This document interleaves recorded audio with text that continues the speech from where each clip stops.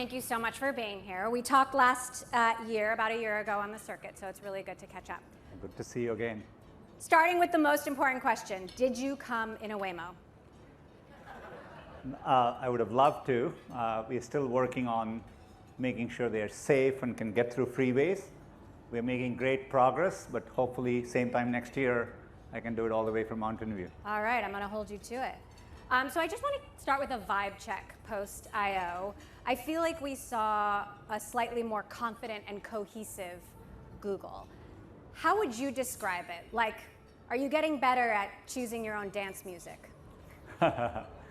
Look, I think when you undertake a set of things, it takes time, but internally we have known all of this was in progress. We've been training Gemini, releasing versions every few months. I think 2.5 was a real breakthrough in terms of capabilities, and it's at the frontier of where the models are. And so putting that in our products across our suite of products, I think that's what makes the story come alive. So candidly, I'm using chatbots more and I'm using Google less. Maybe you are too. What is the fate of search in a world of AI agents and personalized answers? Is it evolution or extinction? Look, people have been asking this question now for a couple of years. You've had these chatbots scale up to hundreds of millions of users. We've grown in queries. So I think it feels very far from a zero-sum game to me. To use other areas in parallel, like TikTok came in, everybody started using TikTok. YouTube grew and did very, very well in those moments too. So I do think search is very, very good at what it does. Empirically, people value it for what it does, and they're actually showing it by using it more. So investors are clamoring to know, but you haven't shared the specifics. How much money are you pouring into AI, and how much money are you actually making from AI? Well, I mean, in 2025, our CapEx is $75 billion, right? So we are definitely investing for the long run, but it's the same investment which powers businesses from search to YouTube to cloud to workspace to Android and Play to Waymo, right? And so, and to our subscriptions business, we just launched Google AI Pro and Ultra, and it's definitely doing well. I've been pleased to see the reception. So I think it's such a profound technology. I feel the opportunity ahead is bigger than the opportunity we had in the past. So to double click there, if I may, what specific new revenue streams do you see increasing, and what revenue streams do you see decreasing? There is, look, I mean, our entire, the growth in cloud, like Vertex AI, is up 40x in usage on a token basis just in the last 12 months. So obviously, we have billions of dollars in providing AI-based solutions, in AI as an infrastructure, AI subscriptions. So there are many, many new businesses. YouTube and the web more broadly is being overrun with AI-generated content. What effect is that having on Google products and services? Are you finding you need to allocate more resources to filter out the low-quality content? I mean, look, anytime there are these technological inflection points, it's always a cat and mouse game, right? So the new technology creates new opportunity, more people can create content, but you also have a rise in low-quality content. I think moments like this is what we actually, it's what Google is good at, right? Separating, finding the needle in the haystack, making sure you surface the higher quality content. We are using Gemini to help improve YouTube's recommendations. So we are using AI to help improve how we direct content, et cetera. There are good content being created using AI as well, so we're just trying to elevate high quality content. There is a lot of anxiety out there about the health of the open web. AI, as it relies on the good stuff, like it relies on high quality content. As you push further into AI generated content, does that undermine the entire system? Like, does the web become just a watered down version of itself? Look, it's another area, people have had questions about the web now for the past 10, 20 years, right? I said this during I/O, but if you look at the index, we index the web. The number of web pages that we are indexing is up 45% just in the last 2 years alone. What about the last 2 months? There's just definitely, people are creating a lot more content. I do think, creation is getting easier, not just in web, across, if you look at YouTube, et cetera, the amount of content is exploding, right? And so I do think as content creator, you have to think about many, many modalities, platforms, et cetera, but the opportunity space gets bigger. You've said AI overviews are good for publishers. The publishers we talk to say it's tragic. Like studies show dropping click-through rates. I don't always click through when I see an AI overview. You're answering the question for me right there on Google. Publishers say they can't opt out or they might be de-indexed from Google entirely. So what is the concrete evidence that this is actually good for them and not just good for Google? A few things. I think compared to most companies in the world, we take care to design experiences which is going to showcase links, right? And we took a long time testing AI overviews and prioritized approaches which result in high quality traffic out. Mm-hmm. I'm confident that many years from now, that's how Google will work, right? We think the value proposition in Google is people come. Yes, sometimes they may get answers. That was true when we launched featured snippets many years ago. But people come back, people are curious, people are expanding their use cases, and people do seek out sources on the web. And we are going to prioritize approaches. Obviously, with AI overviews, the quality improves, the context we are giving users improve. Mm-hmm. What we are seeing is people are clicking and going to a more diverse set of websites, and they are spending more time on average per click. You announced new spectacles at I/O. Maybe Google Glass was ahead of its time, but I'm curious what evidence you have that we really want to put computers on my faces now, on our faces now, and give tech companies even more of our information. Look, ultimately, you could have asked questions like this about driverless cars, mm-hmm. right? Ultimately, it's the people who choose what they want to do, right? And so you will only succeed in these things if you're building something delightful. I'm wearing glasses right now, right? So for me... They don't have a camera in them, do they? They don't, and they don't have a display in them, they don't have audio in them. But if you could make something which is no additional cost for me, mm-hmm. but when I want it to, it's going to give me important information, make it more useful, my life gets better. Look, I've been playing around with the AR glasses. In fact, I was talking with a friend who had it on and shot a basketball, and he had an air ball, and it told him that was a bad air ball, right? So look. And he still wants to wear them? He found the experience delightful. His natural instinct was what should I be doing better, right? And so you're going to have these things be a companion, be a coach, all of it. So I think we have to do it tastefully, but if done correctly, I think people will respond positively. The Johnny Ive Sam Altman alliance, it seemed perfectly timed to crash your I/O party. Did that rain on your parade a little, and are you at all worried? Oh, look, I expect in this moment to be that there'll be a lot of innovation, right? I have enormous respect for what Johnny has done, and I'm looking forward to seeing what new computing devices are on the horizon. Mark Zuckerberg has said that almost all of Llama's code will be AI generated very soon. Satya Nadella has said it's as much as 35% for Microsoft right now. You've said 25% last year, I believe you said that of Google's code is AI generated. You have over 180,000 employees right now.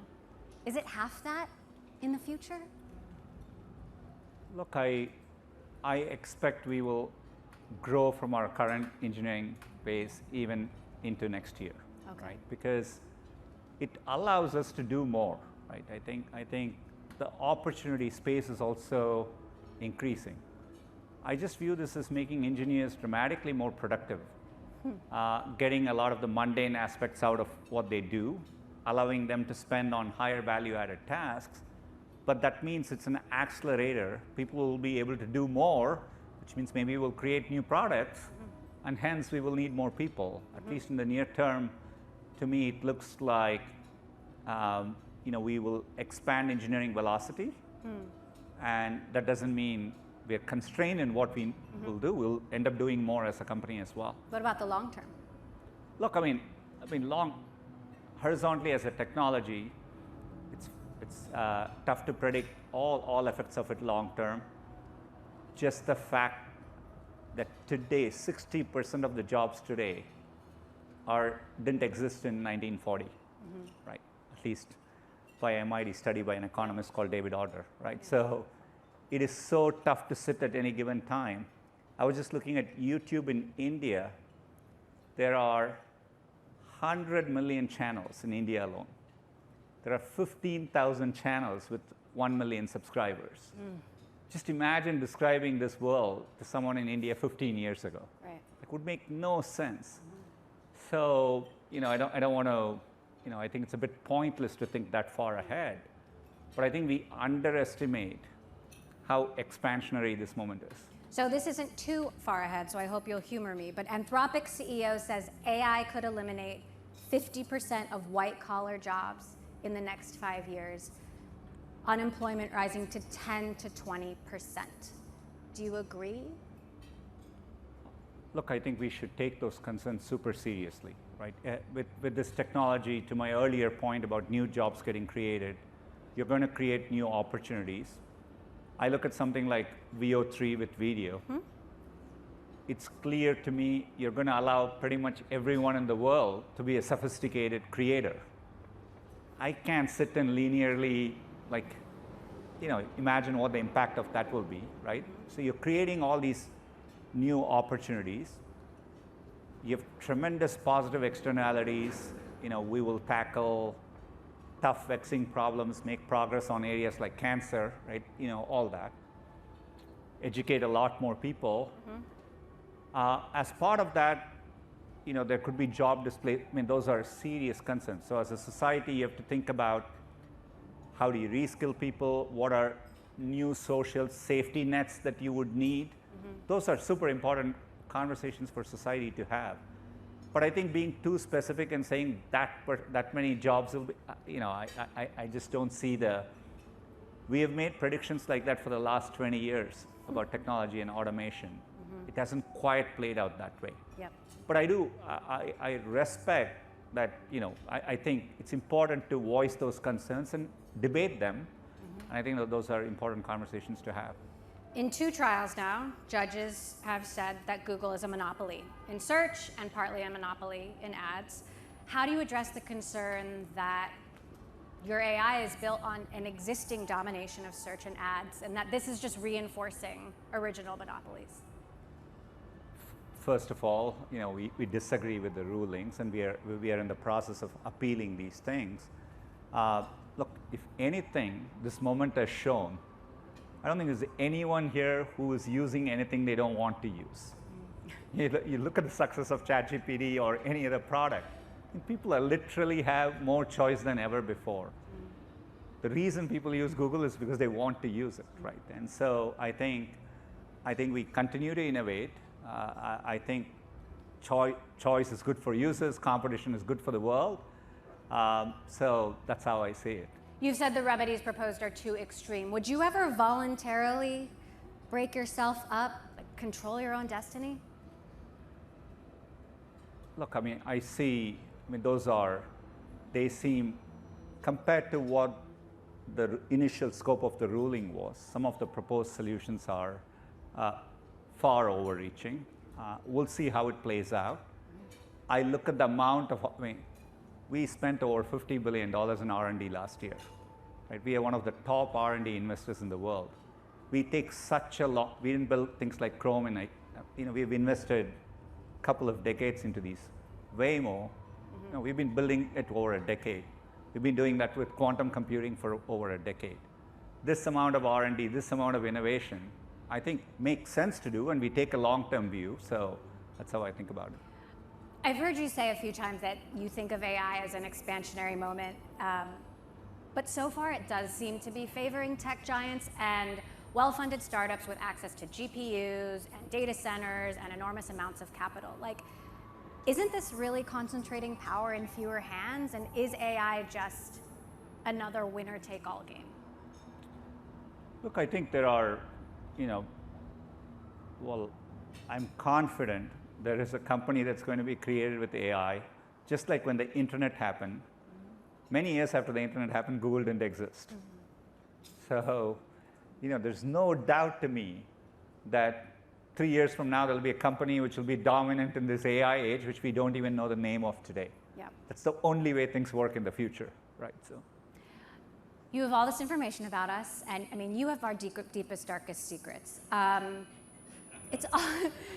It's already hard to trust not me, big tech. you Not as a me user. personally. Well, yeah, actually you do. Not you personally, but your company does. It's already hard to trust big tech, and now you're going to be using more of this information to integrate AI into more personalized experiences. Why should we trust you now more than ever before?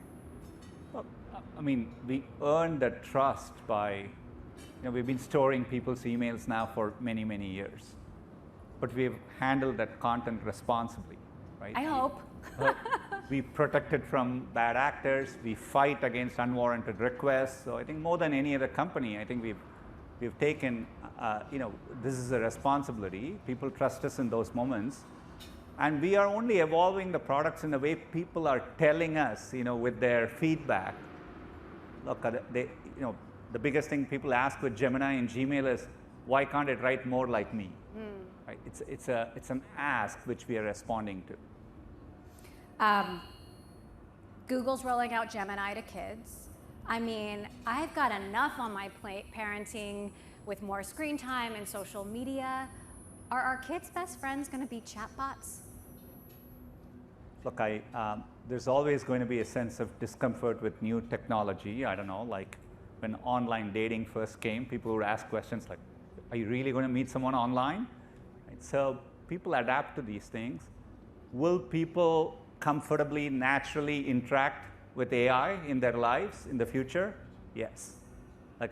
We are seeing it empirically in terms of how people are using them. Like I see people coming to Gemini asking questions like, at an aggregate, we see questions like how should I prepare for this interview? They're talking as if it's a companion. So we do see evidence of that. But what about kids? Like Gemini for kids? With kids, just like today when we design YouTube for kids, we design it with a different set of guardrails.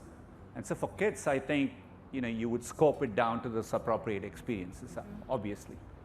You just unveiled VO3, which you were talking. I mean, it is mind-blowing seeing these super, super lifelike videos, but it is also really scary. Is this the end of truth as we know it? No, I think this is part of the role when you asked. I think this is part of the value proposition. This is why people will come to places like Google, because they're trying to ascertain what's reality, right, and versus not. And I do think we are going to evolve new norms around, for example, with VO, we are watermarking videos. They are built with synth ID, so people can detect that they were generated with VO. You can upload any video to Google and ask about this, any image to Google, ask about this image, and it will tell you if it was generated by VO3. We built a synth ID detector for researchers and journalists. So, all these things are going to evolve in parallel. Down the line, we will need regulations, maybe, to say something which is a true deep fakes. Just like your financial fraud, you would need new norms around things like that. So we have to evolve as new technology comes along. I just wonder, are we going to have a shared sense of reality again? This is made with AI. It's insane. I think so. I think humans, as humanity, we would value that shared sense of reality, and so you would value human experiences even more in the future, right? That's how I think about it.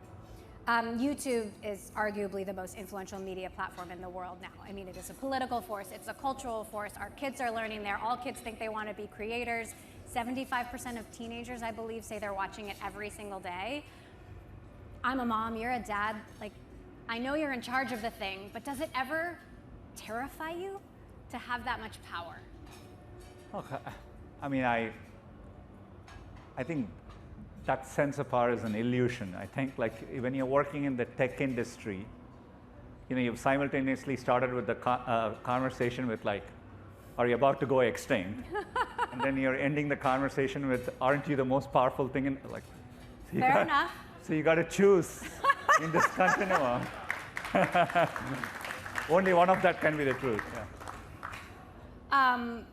Fair enough. I'm curious about your approach to the Trump administration. You were front and center at the inauguration. Google has rolled back some of its DEI policies. Did you compromise on something that you believe in? Look, first of all, we are one of the leading American companies, global companies. In this particular moment, with the point of inflection around AI, I do think the next few years are critical from many aspects. So we are committed to engaging. We did that with the first Trump administration. We are committed to doing that. Look, around the world, we comply with laws and regulations in all the countries we operate in. Doesn't mean we agree with every aspect of everything, right? But as a company, we do have our set of values, and so we are committed to them as well. So I think, for example, as a company, I think we are committed to making sure we develop AI in a way that protects the planet. That's an important value for us, and you've seen us prioritize efforts around renewable energy. So we'll continue doing those things, but I think it's important that as a company we engage. There are many people in the administration, particularly around critical energy needs, critical infrastructure. These are all important areas we want to work together on. When you were on the circuit last year, we spoke about the criticisms, that Google and you personally have been too late to the AI game, too late to get AI to market, and I wonder, how has your own leadership style evolved over the last couple of years specifically? Like, have you changed at all to meet this moment of radical disruption? Look, I feel like this is the main thing I did as a CEO setting up the company is to really be at the forefront of AI. When I look at the depth and breadth of what we are doing as a company, across everything we are doing on multiple fronts, I think we are incredibly well positioned. But definitely, through this moment, it's a moment in which we realize it's a moment to accelerate at scale what we are doing, and that involves, stepping back and thinking about how you can make the company work faster, setting up Google DeepMind, bringing our best teams into one team, scaling up our AI infrastructure. Our capex is $75 billion. That was $20 billion a few years ago. So we are dramatically scaling up our infrastructure. So you're undertaking these big bets. Waymo, people are talking about it now, but 3 years ago, people were very pessimistic on it. I increased our investment in Waymo at that time. So look, so you are making decisions not based on what people are currently saying at any given moment, but with the long-term view in mind. Are you still getting involved in nitty-gritty product decisions, or is that leaving that to Sergey? Look, I'm fortunate to have Sergey. He's deeply working on the Gemini models, but I'm very, very involved in various aspects of our product decisions. I think you have to do that in the tech space. You've been CEO for 10 years now. However many years out it is, what kind of person do you think Google's future CEO should be? Look, I think it's important to understand, the products we build, tremendously impact society, and the journey of technology is doing the hard work to make sure you're harnessing it in a way that it benefits people, and that takes a lot of work, and I think that'll be an important quality to have. You're driving this massive technological change that's also bound to create like major societal disruption. How do you personally wrestle with that? Like, is there some philosopher or religion or deeper code that you turn to help you answer some of these questions? Okay.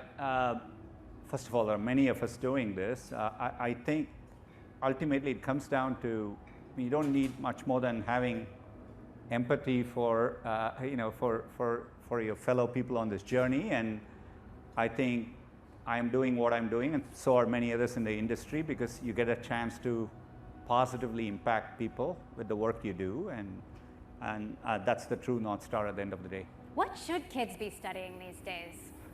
Like, should they still be learning how to code? Should we still be getting computer science degrees? Like, I've got 4 of them, so I really need some advice. They're probably going to be talking to AI asking this question, so my answer doesn't matter, maybe. Look, I think one of the things that's great about this moment is I think AI over time will allow us all to pursue our passions more, right? And I think that's the truly liberating aspect of a lot of this.